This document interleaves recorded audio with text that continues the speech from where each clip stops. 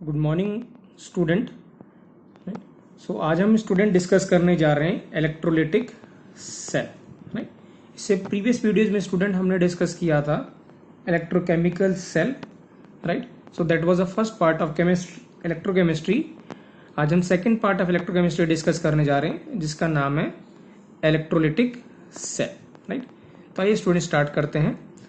Electrolytic cell क्या होता है student? It is a cell in which we use external voltage.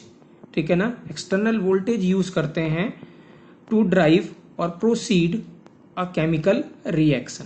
किसी भी केमिकल रिएक्शन को प्रोसीड करने के लिए अगर हम इलेक्ट्रिकल एनर्जी का यूज करते हैं, राइट, ठीक है, और जिस वेसल में ये प्रोसेस चल रही होती है उस वेसल या उस सेल को हम क्या कहते हैं? Electrolytic cell.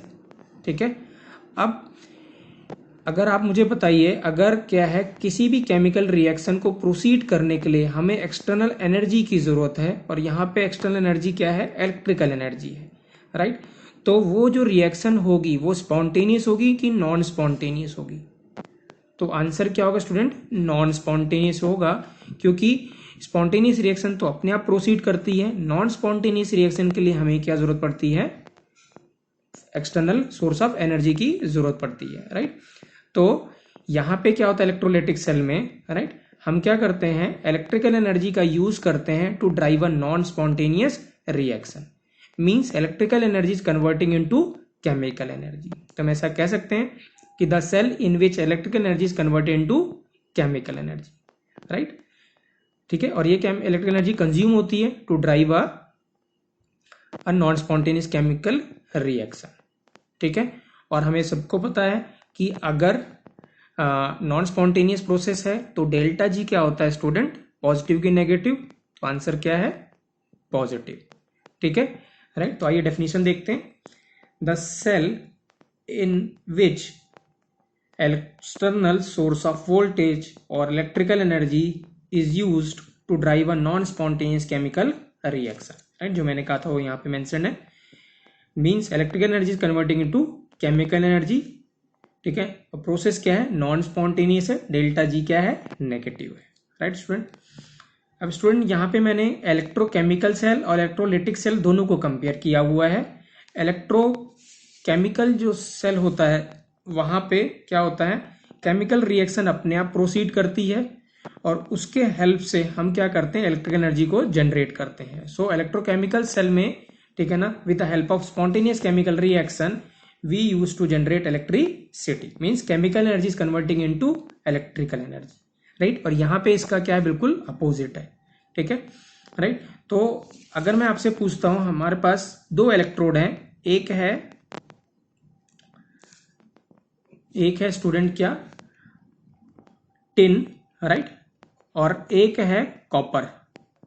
राइट, टिन का जो एसआरपी होता है स्टूडेंट वो लेस होता है as compare to copper. Right, तो इसका मतलब अगर मुझे स्पॉन्टेनियस केमिकल रिएक्शन करवाना है, ठीक है ना, या इलेक्ट्रोकेमिकल सेल कंस्ट्रक्ट करना है, this means I have to take this as an anode, क्योंकि इसका एसआरपी लेस है, और इसको क्या लेंगे हम? कैथोड लेंगे।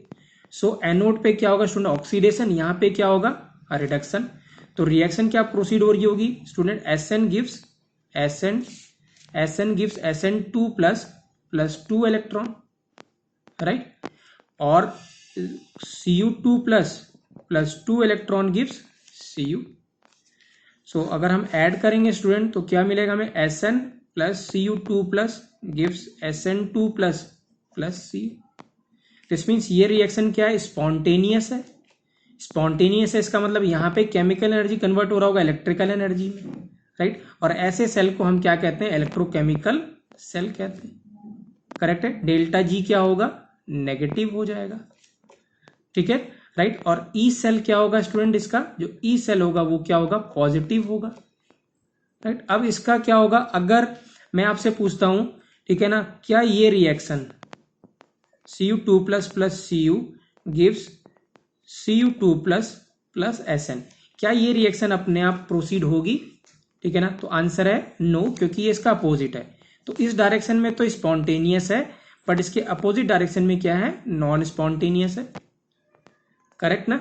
ठीक है, सो इलेक्ट्रोकेमिकल सेल में ये रिएक्शन हो रही होगी और ये अपने आप हो रही होगी। अब इलेक्ट्रोलिटिक सेल में अगर मुझे ये रिएक्शन प्रोसीड करवानी है, this means I need an external source of energy, that is electrical energy to proceed this reaction.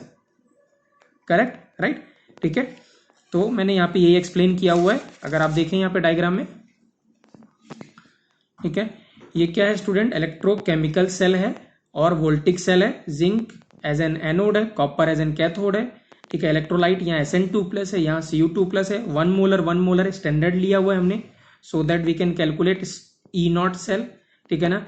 Reaction क्या होगी स्टूडेंट, अभी मैंने बताया था, ये रिएक्शन स्पॉन्टेनियस है।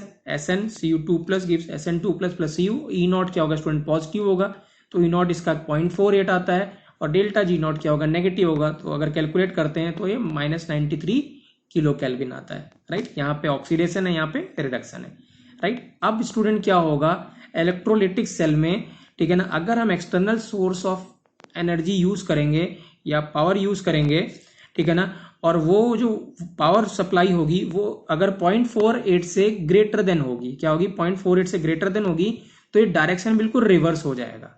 डायरेक्शन क्या हो जाएगा, रिवर्स हो जाएगा। मतलब वो वेसल जहां पे पहले ऑक्सीडेशन हो रहा था वहां पे रिडक्शन होने लगेगा, और जहां पे रिडक्शन हो रहा था वहां पे ऑक्सीडेशन होने लगेगा, राइट, ठीक है। Means anode half cell will convert into cathode half cell and cathode half cell will convert into anode half cell, right. So आप देख सकते हैं यहाँ पे, और करंट की डायरेक्शन भी क्या हो जाएगी, रिवर्स हो जाएगी। यहाँ पे करंट क्या आ रहा था, एनोड से कैथोड, सॉरी करंट कह रहा हूं, इलेक्ट्रॉन की डायरेक्शन, ठीक है ना, कहां पे थी, एनोड से किधर इलेक्ट्रॉन मूव कर रहा था, एनोड टू कैथोड, ठीक है, क्योंकि सारे इलेक्ट्रॉन यहाँ पे डिपॉजिट हो रहे थे, सो इलेक्ट्रॉन मूव कर रहा था from anode to cathode, correct है ना, ठीक है ना। और करंट की डायरेक्शन इसकी रिवर्स हो जाएगी। बट यहाँ पे क्या होगा स्टूडेंट, इलेक्ट्रॉन की डायरेक्शन रिवर्स हो जाएगी, ठीक है ना, राइट। तो अब इलेक्ट्रॉन कहां से मूव करेगा, पहले इलेक्ट्रॉन टिन से कॉपर की तरफ मूव कर रहा था, अब कॉपर से किधर मूव करेगा, टिन की तरफ मूव करेगा, राइट, SN की तरफ मूव करेगा, राइट। सो आप देख सकते हैं जहां पे क्या होगा, अगर पावर सप्लाई ग्रेटर देन क्या 0.48, तो करंट की डायरेक्शन रिवर्स हो जाएगी।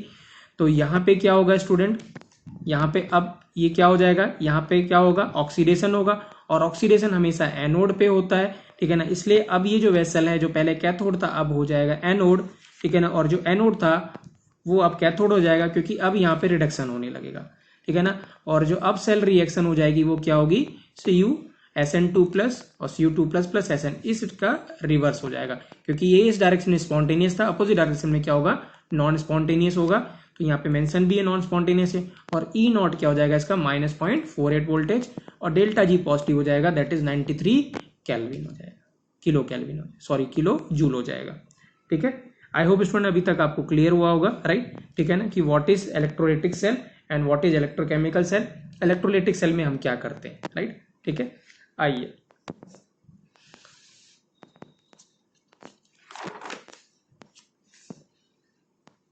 सो स्टूडेंट यहाँ पे मैंने क्या किया, दोनों को कंपेयर किया हुआ है, या इन दोनों का डिफरेंस बता रखा है, गैल्वेनिक सेल या वोल्टिक सेल या इलेक्ट्रोकेमिकल सेल जिसको कह सकते हैं हम, ठीक है। इधर क्या है, इलेक्ट्रोलिटिक सेल है, राइट, ठीक है।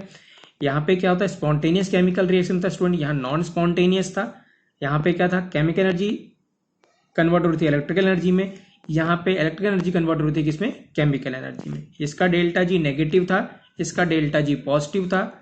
ई सेल क्या था स्टूडेंट, इसका पॉजिटिव, ई सेल अभी हमने देखा इसका नेगेटिव था, राइट, ठीक है, राइट। अब ये ध्यान देने वाली बात है, यहाँ पे एनोड पे हमेशा स्टूडेंट ऑक्सीडेशन होगा, चाहे वो इलेक्ट्रोकेमिकल सेल हो चाहे वो इलेक्ट्रोलिटिक सेल हो, राइट। तो एनोड पे क्या होगा, दोनों तरफ ऑक्सीडेशन होगा, और कैथोड पे दोनों तरफ क्या होगा, रिडक्शन होगा, ठीक है ना। यहाँ पे बिल्कुल सिमिलैरिटी है, कोई भी रिवर्स नहीं है, ठीक है ना, राइट। एनोड पे oxidation in both the cells, और कैथोड पे reduction in both the cells, right.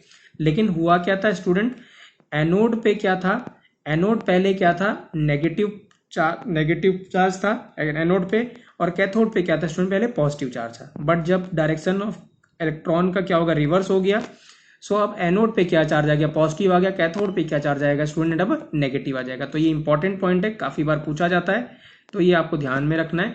Anode पे यहाँ पे पॉजिटिव होगा, कैथोड पे क्या होगा, नेगेटिव होगा, राइट, ठीक है। तो इसी पॉइंट को मैंने यहाँ पे एक्सप्लेन लिखा हुआ है, मेंशन किया हुआ, आइए रीड करते हैं स्टूडेंट। इन बोथ वोल्टिक, ठीक है ना, सेल और electrolytic cell oxidation takes place क्या स्टूडेंट, एनोड पे, and reduction takes place at cathode पे। तो ये ध्यान में रखना है बोथ सेल में, राइट। अब इन वोल्टिक सेल क्या होता है student, in voltaic cell electron are generated at anode. कहां पे जनरेट हो रहे थे, एनोड पे। So it is negative, SN पे हो रहे थे, तो ये क्या था, नेगेटिव था। और इलेक्ट्रॉन कंज्यूम जो हो रहे थे वो कैथोड पे हो रहे थे, कहां, कॉपर करा था। सो it is a positive charge, right. तो ये देख सकते हैं हम यहाँ पे, ठीक है ना। जनरेट कहां पे हो रहे थे, एसएन पे, और कंज्यूम कहां पे हो रहे थे, कॉपर पे। तो इसलिए नेगेटिव था, ये क्या था, पॉजिटिव था। अब क्या हो रहा है स्टूडेंट, यहाँ पे हम इलेक्ट्रोलिटिक सेल में क्या कर रहे हैं हम, ठीक है ना। इलेक्ट्रॉन क्या हो रहे हैं, कमिंग फ्रॉम कहां से आ रहे हैं, एक्सटर्नल पावर सोर्स से आ रहे हैं। So in electrolytic cell electrons are coming from external power source. अब जो एक्सटर्नल पावर सोर्स है वो इलेक्ट्रॉन सप्लाई कहां पे कर रहा है, कैथोड पे। कहां पे सप्लाई कर रहा है, कैथोड पे। तो electron are supplied to cathode, so it is negative charge. क्या है, इट इज नेगेटिव चार्ज। तो यहां पे देख सकते हैं, ठीक है ना, राइट। कहां पे सप्लाई कर रहे हैं हम, नेगेटिव चार्ज पे, राइट, ठीक है। तो कैथोड क्या हो जाएगा, नेगेटिव चार्ज जाएगा। और इसको जो रिमूव कर रहे हैं हम, क्या कर रहे हैं, इसको जो पुल आउट कर रहे हैं, इलेक्ट्रॉन को जो रिमूव कर रहे हैं, वो कहां पे कर रहे हैं, ठीक है ना, कॉपर से कर रहे हैं। तो ये क्या बन जाएगा, एनोड क्या हो जाएगा, पॉजिटिव चार्ज हो जाएगा, ठीक है। तो ये इंपॉर्टेंट पॉइंट है। In electrolytic cell electron comes from the external power source which supplies an electron to cathode, so it is negative charge, and removes from anode, so it is a positive charge, correct। तो I hope student अभी तक आपको clear हुआ होगा कि क्या difference है between electrochemical cell and electrolytic cell. ये स्लाइड इंपॉर्टेंट है, इसको ध्यान रखिएगा, ठीक है। अब स्टूडेंट क्या है, हमें डिस्कस क्या करना है स्टूडेंट, ठीक है ना, राइट। इलेक्ट्रोलिसिस डिस्कस करना है, ठीक है। इलेक्ट्रोलिसिस क्या होता है स्टूडेंट, राइट। किसी भी कंपाउंड का या सॉल्ट का या इलेक्ट्रोलाइट का स्प्लिटिंग, ठीक है ना, डिसोसिएट हो जाना, इसको क्या कहते हैं हम, इलेक्ट्रोलिसिस, राइट। तो अगर हम NaCl को क्या कर रहे हैं, डिसोसिएट कर रहे हैं with help of a current और इलेक्ट्रिसिटी, इस प्रोसेस को हम क्या कहेंगे, इलेक्ट्रोलिसिस कहेंगे। अब इलेक्ट्रोलिसिस में NaCl क्या हो गया, अगर स्प्लिट हो गया स्टूडेंट, राइट, ठीक है ना, तो इसको क्या करते हैं हम, ये डिकम्पोज हो जाता है और कन्वर्ट होता है इनटू इट्स एलिमेंटल फॉर्म में। किसमें कन्वर्ट हो जाएगा, into its elemental form. Let's suppose NaCl का एलिमेंटल फॉर्म क्या है, Na है, और क्लोरीन है। क्लोरीन किस फॉर्म में मिलता है, Cl2 फॉर्म में मिलता है। सो दिस मीन्स अगर हम NaCl का इलेक्ट्रोलिसिस करते हैं तो NaCl डिसोसिएट हो जाएगा, डिकम्पोज हो जाएगा with the help of electric current, and that we convert into its elemental form, that is sodium metal and chlorine gas, ठीक है ना। So what is electrolysis student, it is the splitting of a substance by input of electrical energy is often used to decompose a compound into its element, right। तो हम decompose करते हैं, decompose करके साथ साथ में किस में डिकम्पोज करना है, इनटू इट्स एलिमेंटल फॉर्म में। नहीं कि NaCl को अगर हम वाटर में भी डाल देंगे तो वो भी अपने आप डिसोसिएट हो जाता है। तो डिसोसिएट तो होगा स्टूडेंट, बट वो कन्वर्ट नहीं होगा किसमें, अपने एलिमेंटल फॉर्म में। तो उसको एलिमेंटल फॉर्म में कन्वर्ट करने के लिए we need an electrical energy. तो यहाँ पे जो इलेक्ट्रिक एनर्जी कंज्यूम हो रही है वो कंज्यूम हो रही है किसको, Na+ को Na में कन्वर्ट करने में, और जो Cl- उसको Cl2 में कन्वर्ट करने में, करेक्ट है, includes elemental form, right. Now factor affecting क्या स्टूडेंट, इलेक्ट्रोलिसिस। तो इलेक्ट्रोलिसिस किस किस चीजों पर डिपेंड करता है, आइए उसको डिस्कस करते हैं। सबसे पहली बात है types of electrode, right. Student यहाँ पे हम दो टाइप ऑफ इलेक्ट्रोड डिस्कस करते हैं या कंसीडर करते हैं इलेक्ट्रोलिटिक सेल। एक इलेक्ट्रोड जो खुद रिएक्शन में पार्ट लेता है, उस इलेक्ट्रोड को हम एक्टिव इलेक्ट्रोड कहते हैं। क्या कहते हैं, active electrode. So the electrode which takes part in a reaction या in takes part in electrolysis, उसको क्या कहते हैं हम, उसको हम कहते हैं एक्टिव इलेक्ट्रोड। और वो इलेक्ट्रोड जो इलेक्ट्रोलिसिस में पार्टिसिपेट नहीं करता उसको इनर्ट इलेक्ट्रोड कहते हैं, राइट, ठीक है। तो इनर्ट इलेक्ट्रोड जैसे प्लेटिनियम हो गया, कार्बन हो गया, गोल्ड हो गया, ये सब क्या है, इनर्ट इलेक्ट्रोड है, राइट, ठीक है, राइट। और इन सब के एक्सेप्टेड सारे के सारे जो इलेक्ट्रोड होंगे, कॉपर हो गया, सिल्वर हो गया, जिंक हो गया, टिन हो गया, ये सब क्या है, एक्टिव इलेक्ट्रोड्स है, राइट। तो यहाँ पे यही मेंशन है स्टूडेंट, ठीक है। Electrode which do not participate in electrolysis, ठीक है ना, उसको क्या कहते हैं, inert electrode, like platinum, carbon और या कोक कह देते हैं, या गोल्ड, राइट, ठीक है ना। समटाइम गोल्ड एक्टिव इलेक्ट्रोड की भी तरह काम करता है, बट जनरली क्या करता है, वैसे वो ज्यादा रिएक्शन पार्ट नहीं लेता, राइट, ठीक है, राइट। एक्टिव इलेक्ट्रोड क्या होता है, the electrode which participate in electrolysis. तो एक्सेप्ट दीज, ठीक है ना, राइट। तो वो क्या है, वो सब क्या है, active electrode. So most common student क्या है, जो इनर्ट इलेक्ट्रोड है वो क्या, प्लेटिनियम है। तो अगर कहीं भी मेंशन नहीं है ठीक है ना, राइट। कोई भी इलेक्ट्रोड तो आपको हमेशा इनर्ट इलेक्ट्रोड लेना है, और वो भी कौन सा लेना है, प्लेटिनियम लेना है, क्योंकि गोल्ड समटाइम रिएक्ट कर जाता है, कार्बन भी समटाइम रिएक्ट कर जाता है, but platinum is a very good inert electrode, right. फिर है नेचर ऑफ मटेरियल स्टूडेंट, जो मटेरियल आपने इलेक्ट्रोलिसिस जिसका करवाना है, NaCl, अगर आपने NaCl का इलेक्ट्रोलिसिस करवा रहे हैं तो आपको NaCl के प्रोडक्ट मिलेंगे, मतलब NaCl का एलिमेंटल फॉर्म मिलेगा, दैट इज Na मिलेगा और Cl2 मिलेगा। KCl का करा रहे हैं तो आपको K मिलेगा और Cl2 मिलेगा। तो nature of material to be electrolyse, उस पर भी डिपेंड करेगा इलेक्ट्रोलिसिस, ठीक है।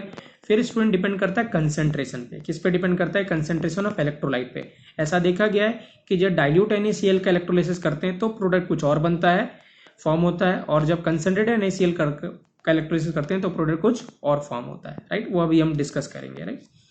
Next student medium of electrolyte, ठीक है। यहाँ पे दो तरीके के मीडियम स्टूडेंट होते हैं, राइट। एक तो क्या है, एक्वस मीडियम, और एक है मोल्टन या फ्यूज्ड स्टेट, राइट। जैसे NaCl को क्या कर दिया हमने, अगर मेल्ट कर दिया विथ हेल्प ऑफ हीट या एनर्जी, कोई भी और एनर्जी, राइट, उसको हम मोल्टन स्टेट कहेंगे या फ्यूज स्टेट कहेंगे।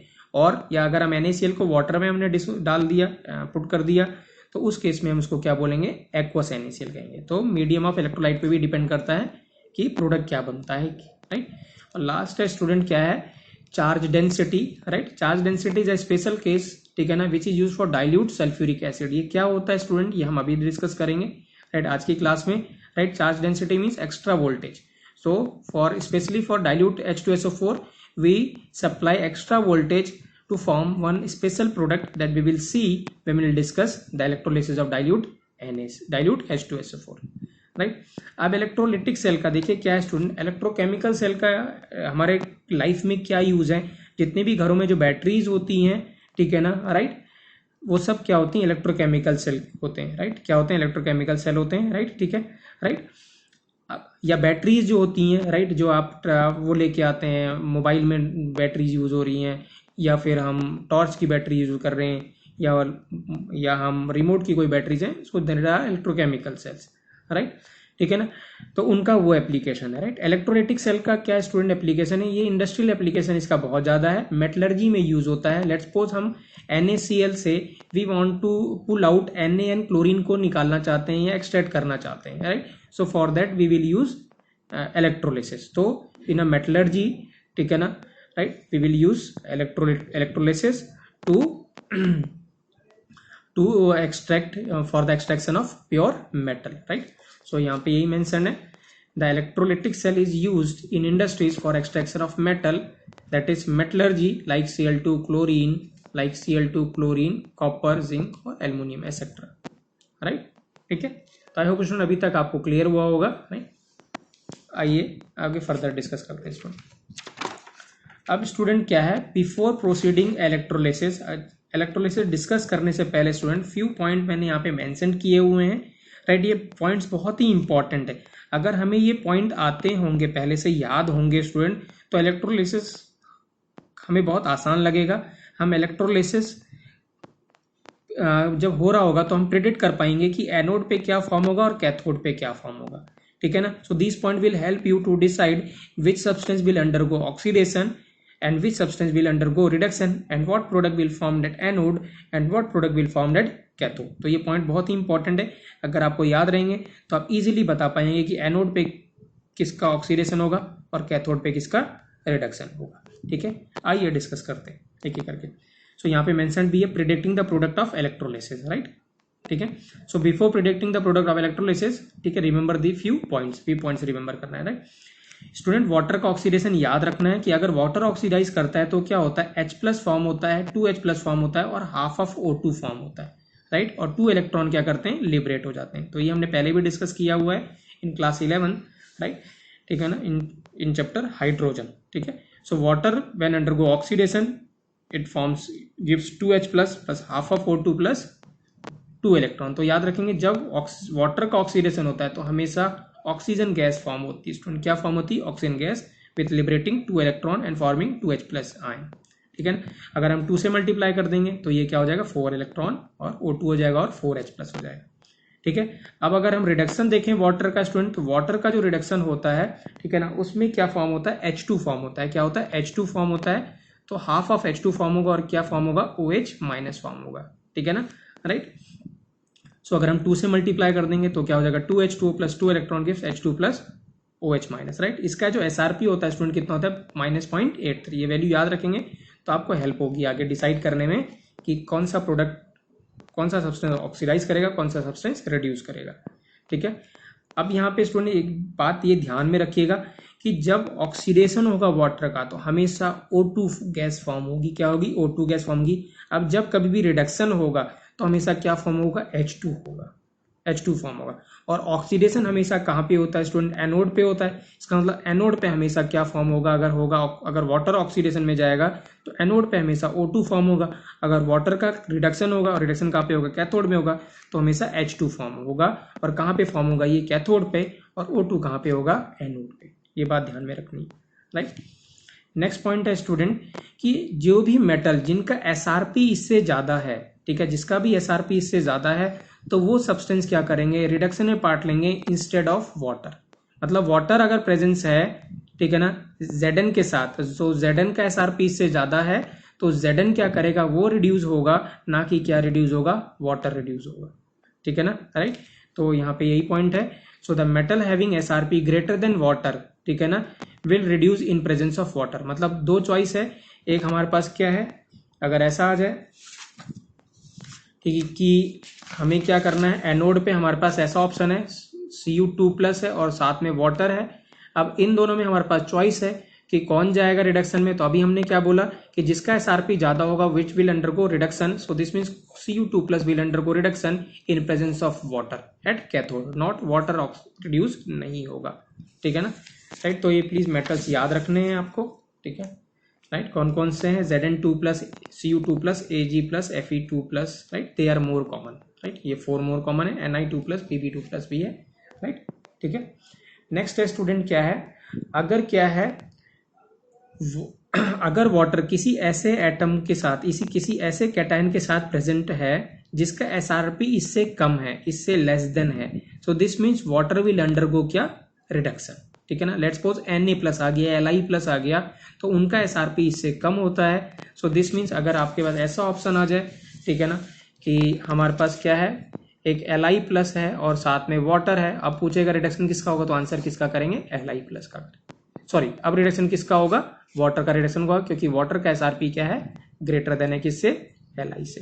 तो नेक्स्ट पॉइंट स्टूडेंट यही कहता है, ठीक है ना, राइट। तो वाटर विल रिड्यूस, ठीक है ना, इन presence of metal having SRP less than water, ठीक है, राइट। तो कौन कौन से ऐसे हैं group, cation of group 1 element हम सबको पता है, और cation of group 2 element, right, और साथ में क्या, Al3+। तो ये अगर कैटायन है और इनके साथ वाटर भी है तो वाटर विल अंडरगो रिडक्शन, ये ठीक है ना, अगर वाटर इनके साथ प्रेजेंट है तो, ठीक है ना, राइट। तो यहाँ पे रेस चल रही है, ठीक है ना, बिटवीन वाटर और कैटायंस, राइट। तो यहाँ पे रेस किसने जीती, वाटर ने जीती, और यहाँ पे रेस किसने जीती, कैटायंस ने जीती, इन कैटायंस ने जीती। So this cation will undergo reduction in presence of water, और अगर यहाँ आता है तो water will undergo reduction in presence of this ion, उल्टा, ठीक है, राइट। आइए स्टूडेंट नेक्स्ट पॉइंट डिस्कस करते हैं, ठीक है। सो अब क्या है स्टूडेंट, नेक्स्ट पॉइंट है water will undergo oxidation in presence of anions. अगर क्या है, वाटर है, ठीक है, अगर हमारे पास क्या है, वाटर है और साथ में लेट्स सपोज सल्फेट आयन आ जाए और पूछेगा किसका ऑक्सीडेशन होगा, तो हम कहेंगे कि वाटर का क्या होगा, ऑक्सीडेशन होगा, सल्फेट आयन का ऑक्सीडेशन नहीं होगा। तो यहाँ रेस कौन विन करेगा, water will win the race, ठीक है। सो वो सारे आयनाइंस मैंने यहाँ पे मेंशन किए हुए हैं कि अगर water will undergo oxidation in presence of these anions. कौन कौन से एनायंस है, बहुत इंपॉर्टेंट है, सल्फेट, ठीक है ना, is very important, nitrate is very important, phosphate is important, right, ठीक है। तो जनरली ये क्या है, ऑक्सी सॉल्ट के क्या है, एनायंस से क्या है, एनायंस ऑफ ऑक्सी सॉल्ट। जैसे हम कहें कि Na2SO4 या KClO4 या K2Cr2O7, KMnO4, ये सब उन्हीं के एनायंस। F- या अलग से याद रखना है आपको, ठीक है, ये इंपॉर्टेंट है, राइट, ठीक है। राइट। नेक्स्ट पॉइंट है क्या है, anion will undergo oxidation in presence of water. अगर ये 3 एनायन आ जाए, क्लोराइड, ब्रोमाइड और iodide in presence of water, so this time they will win the race, ये रेस जीत जाएंगे, और क्लोरीन, ब्रोमीन और iodine will undergo oxidation in presence of water. ठीक है, राइट। और अगर स्टूडेंट क्या है, एसिडिक मीडियम एक्सेस में है, तो एसिडिक मीडियम में क्या मिलता है, हमें H+ मिलता है, तो H+ विल अंडरगो रिडक्शन, तो हमें क्या मिलेगा, H2 मिलता है। क्या मिलता है, H2। तो reduction in acidic medium excess में है, अगर ज्यादा H+ है तो H+ विल अंडरगो रिडक्शन, और क्या मिलेगा, H2 मिलेगा। सिमिलरली अगर बेसिक मीडियम है स्टूडेंट, तो बेसिक मीडियम में क्या मिलता है, OH- विल अंडरगो ऑक्सीडेशन, तो हमें क्या मिलता है, वाटर मिलता है और O2 मिलता है। क्या मिलता है, O2 मिलता है। तो ध्यान में रखिएगा इस बात को, ठीक है ना, और 2 इलेक्ट्रॉन रिलीज हो जाता है। ठीक है, राइट। ठीक है, अब क्या है स्टूडेंट, एक बात यहाँ पे और नेक्स्ट पॉइंट क्या कहता है, ये बात बहुत इंपॉर्टेंट है जो नेक्स्ट बात बता रहा हूं मैं। हमेशा जब एनोड और कैथोड की आपको रिएक्शन लिखने को आएगा, जब इलेक्ट्रोलिसिस करेंगे, तो we have to write the reaction of anode और कैथोड। एनोड पे ऑक्सीडेशन और कैथोड पे रिडक्शन। तो हमेशा आपको क्या करना है, एनोड की रिएक्शन पहले लिखनी है, कैथोड की रिएक्शन बाद में लिखनी है। ऐसा क्यों है, हम जब क्वेश्चन डिस्कस करेंगे तो इसका आंसर आपको मिल जाएगा कि मैं ऐसा क्यों कह रहा हूं। ठीक है ना। तो नेक्स्ट पॉइंट ये student, always right the reaction of anode first. ठीक है ना, हमेशा पहले एनोड की रिएक्शन पहले लिखनी है, राइट। ठीक है, राइट। ठीक है, और एनोड पे क्या होता है, ऑक्सीडेशन, मतलब ऑक्सीडेशन की रिएक्शन आपको फर्स्ट लिखनी है। अब स्टूडेंट क्या है, मैंने अभी थोड़ी देर पहले बताया था कि अगर क्या है, ठीक है ना, राइट, कि कोई इलेक्ट्रोड मेंशन नहीं है, तो हमेशा आपको क्या लेना है स्टूडेंट, इनर्ट इलेक्ट्रोड लेना है। और इनर्ट इलेक्ट्रोड भी कौन सा लेंगे आप, platinum as an inert electrode लेंगे। ठीक है ना। तो until and unless it is mentioned, always we have to assume platinum as an inert electrode. अब एक और पॉइंट है जो बहुत इंपॉर्टेंट है, अगर स्टूडेंट क्या है, ठीक है ना, अगर क्या है,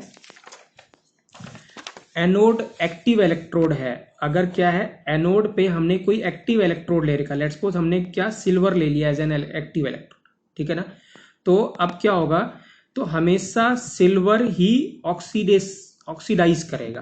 तो वो मेटल जिसका एनोड इलेक्ट्रोड बना हुआ है, ठीक है ना, और वो एक्टिव है, राइट, सो वो दैट एटम, ठीक है ना, will undergo oxidation in spite of, यहाँ पे कोई भी एनायन हो, ठीक है ना, राइट, उससे कुछ फर्क नहीं पड़ेगा, या कोई मॉलिक्यूल हो, उससे कुछ फर्क नहीं पड़ेगा, that metal will undergo oxidation. ठीक है, तो इसको ध्यान में रखना है। तो ये पॉइंट यहाँ पे यही मेंशन्ड है, if anode is an active electrode then metal, ठीक है, then metal of anode will oxidise at anode irrespective of any anion और कैटायन और मॉलिक्यूल, कोई और कंपाउंड हो या मॉलिक्यूल हो, उससे भी कोई फर्क नहीं पड़ेगा। तो इस बात को ध्यान में रखना है, राइट। लास्ट पॉइंट क्या है, अभी मैंने बताया था, unless and until mentioned always assume platinum as an inert electrode, right. तो आई होप स्टूडेंट अगर आपको ये 11 पॉइंट्स याद हैं तो आगे का टॉपिक बहुत ही आसान होने वाला है। ठीक है ना, आपको इजीली सारे के सारे इलेक्ट्रोलिसिस